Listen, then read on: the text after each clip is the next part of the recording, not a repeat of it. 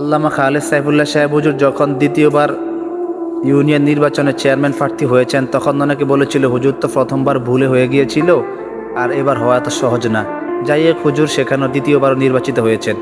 এরপর যখন হুজুর উপজেলার চেয়ারম্যান প্রার্থী হয়েছিলেন, তখন একদল লোক বলেছিল এটা ইউনিয়ন নির্বাচন না, এখানে এটা হচ্ছে উপজেলা, এখানে 9টা নিয়ে খেলা, এখানে জয় হওয়া এত সহজ না।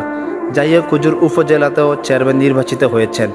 এখন যখন হুজুর রামগতি কমলনগরে এমপি নির্বাচন করেছেন, তখনও একদল লোক কিন্তু বলে বেড়াচ্ছে যে এটা কিন্তু ইউনিয়ন না, এটা উপজেলাও না, হুজুর সেখানে হয়তো সবার ভোটে বিজয় হয়েছে।